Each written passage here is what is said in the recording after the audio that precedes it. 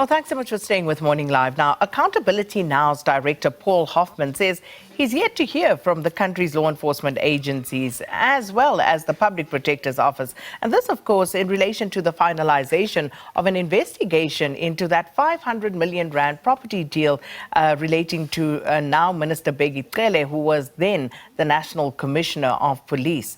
Advocate Hoffman wrote to the National Prosecuting Authority to follow up on a case that dates back to 2010 in relation to two police lease deals that were signed with businessman Roux Shabangu to move top SAPS leadership to new headquarters. Now, in 2012, former President Jacob Zuma released Cele from his duties following a recommendation by the Board of Inquiry, which looked into whether Cele had acted corruptly, dishonestly, or with an undeclared conflict of interest. Our Accountability Now Director, Advocate Paul Hoffman, joins us now virtually. Advocate Hoffman, thanks so much for speaking to us. Welcome to Morning Live. Good morning to you and to your viewers as well. So, Advocate Hoffman, this story, of course, goes back to 2010 about the leasing of those two buildings for police. And this was around the time of the World Cup. And after the Public Protector investigated and produced two reports on the two leases, her remedial action required that then President Jacob Zuma convene a board of inquiry into Cele's fitness to hold office as the then SAPS National Commissioner and Accounting Officer. Why did you decide to revisit this story now?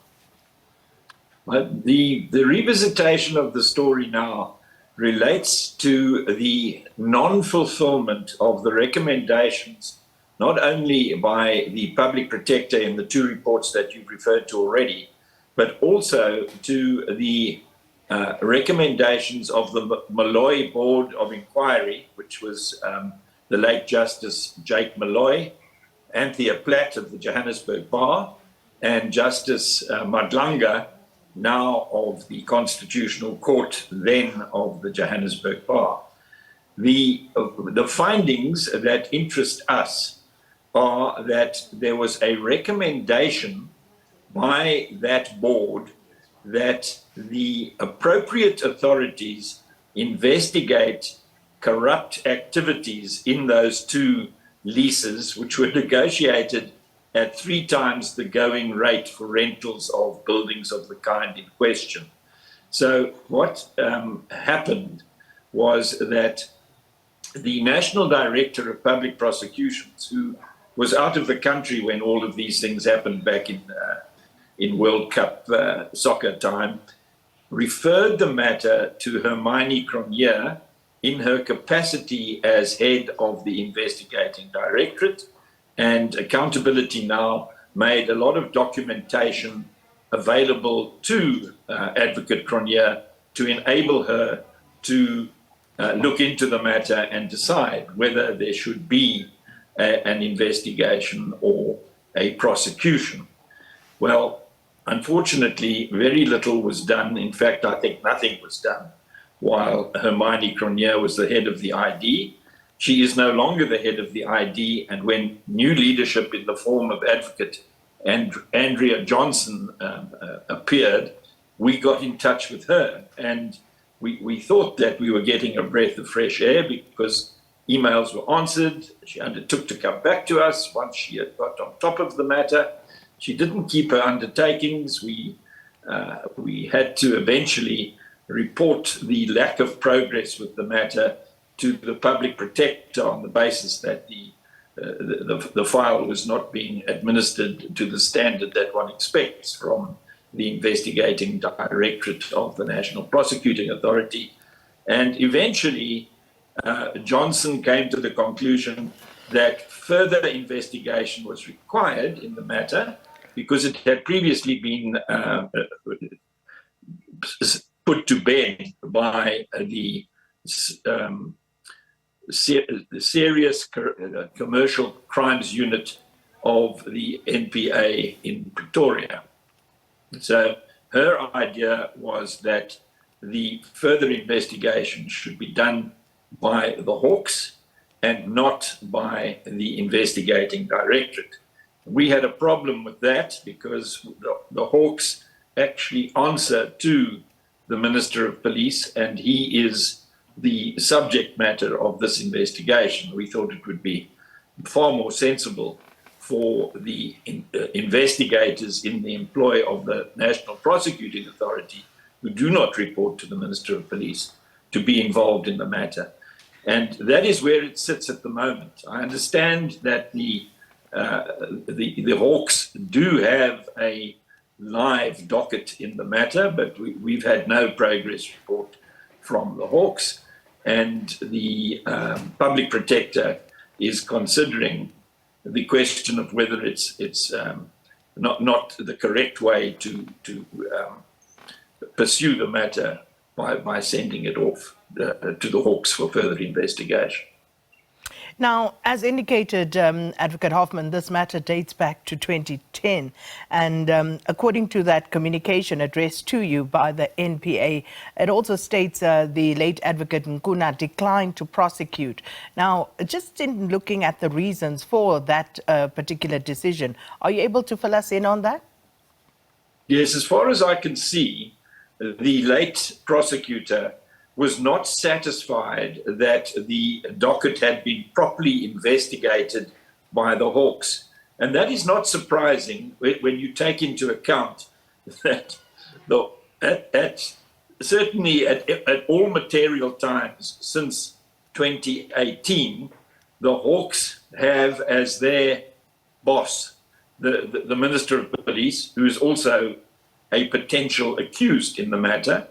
And at all times prior to that, Bheki Cele has been a leading light in the ANC. He was a deputy minister shortly after he was fired by Jacob Zuma on the basis of the Malloy board, which came to the conclusion that he is both incompetent and dishonest. Those are serious findings, and I'm afraid that the history has proved them both to be correct. He has not implemented the demilitarization of the police. He has not dealt with the public order policing in the manner in which the Farlam Commission suggested that it be dealt with. And he has generally behaved in a manner that suggests that he's a law unto himself. The National Development Plan talks of the demilitarization of the police. The Farlam Commission followed up on that recommendation, and really at the stroke of his pen, Bheki Cele is able to demilitarize the police, but he chooses not to. He's also ignoring what is government policy in relation to the demilitarization of the police. So something needs to be done, and I believe that the Parliamentary Portfolio Committee is interrogating the Minister of Police in relation to the shambolic state of the police. And I don't need to tell your viewers about the levels of corruption in the police, the allegations that the police in the Western Cape have been taken over by prison gangs called the 28s. All of these features tell us that we need to be very much alert and alive to what is going on in the police. And if the problem is right at the top of the police letterhead, what better way than to follow up on the findings of the public protector and the Malloy board in relation to those leases for police headquarters, which were irregularly concluded and followed up on by the public protector. And to that point, perhaps just as a reminder, what exactly was Bheki Cele's role in the signing of those two lease agreements first? Yeah. And also, we know that Cele filed court papers for review of the findings of that Malloy Board of Inquiry. Just talk to us about that. And do you believe that, given the time that has lapsed, given how things have been dealt with, that there will ever be any sort of action and finality in terms of what you are pursuing? Yes, I agree that it's a very high mountain to climb, but the facts are actually quite simple. At the time of the World Cup soccer, Bheki Cele was the Commissioner of Police, and as such, he was the accounting officer for the South African Police Service. And he got involved in a negotiation with Roux Shabangu, who you mentioned already, as landlord, and the police as the tenant, two big buildings, one in Pretoria and one in Durban. These were alleged to be urgently required procurement by the police, but in fact, they were being procured at approximately 3 times the going rate for rentals in buildings of that kind. And whistleblowers told the Sunday Times about the irregularities in the negotiation, and when we saw the report on the front page of the Sunday Times saying that taxpayers' money was being spent at 3 times the going rate for the rental on these 2 buildings, we sent the public protector at the time, President Jacob Zuma, a copy of the front page story in the Sunday Times and said, look, if a quarter of what is written in this article is true, then there has been gross maladministration of the procurement procedures applicable to the South African police. And she did 2 reports, one in relation to the Pretoria headquarters and the other in relation to the Durban headquarters, both of which were the subject matter of the whistleblowing story that the undisclosed informants of the Sunday Times had alerted the press to. And the 2 reports by President Cele found that there were indeed irregularities and that the matter should become the subject of the Malloy Board of Inquiry. It's also correct that the Malloy Board's findings were set aside on review, but that was done in 2019, which was many years after the event, and the review went by default.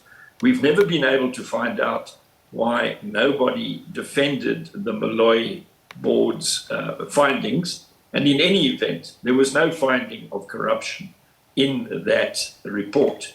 The report simply said that because the Malloy Board did not have the power to subpoena people like Roux Shabangu, that the appropriate authorities should investigate the question of corrupt activities around the deal. And that was initially done, leading to a dead end in the Special Commercial Crimes Court in Pretoria. The prosecutor simply refused to continue with the prosecution. And now to the revival of the investigation. We had hoped that the revival would go via the offices of the investigating directorate in the NPA, because it does not have a reporting line to the Minister of Police, but the head of the ID has decided, wrongly we think, to send the investigation back to the Hawks in the hope that the Hawks do better this time than what they did last time. That's where the matter stands. It is a question of accountability. And you know, the wheels of justice grind slowly, but they do grind fine. Well, we have to leave it there, but thanks so much for your time. Accountability Now Director Advocate Paul Hoffman explaining the organization's pursuit of that 2010 case involving police building lease agreements that was signed under the then Minister Bheki Cele's tenure during his time as National Police Commissioner. The NPA says that further investigation is needed due to substantial outstanding information. And Morning Live did reach out to Bheki Cele's office. No response as yet. So when there is a response, hopefully we'll be able to bring Minister Bheki Cele on to also respond to this.